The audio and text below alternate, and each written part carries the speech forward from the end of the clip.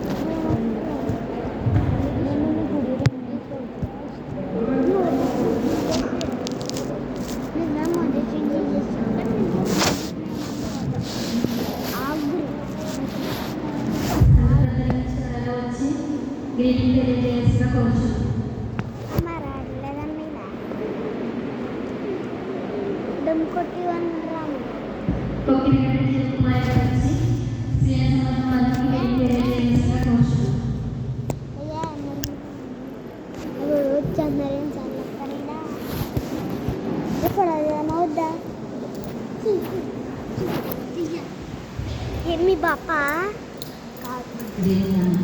Blood test చేస్తారో తెలుసు అనుకుంటున్నామా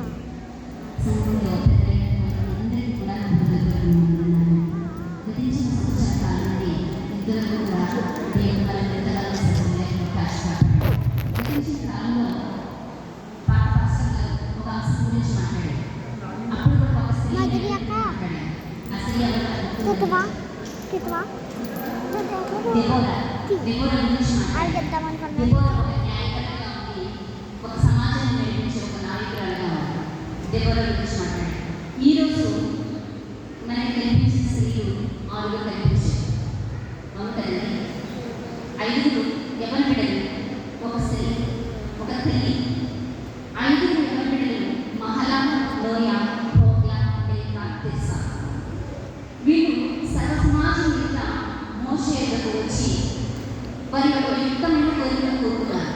ఈరోజు యుక్తమైన కోరిక అనే ద్వారా అమ్మగారు చాలాసార్లు నాతో మాట్లాడారు. ఎంతమంది గ్రహిస్తున్నారు నాకైతే తెలియదు. విన్న వాటిని బట్టి మనం ఏ విధంగా యుక్తమైన కోరిక కోరుకునే వారిగా ఉండాలి.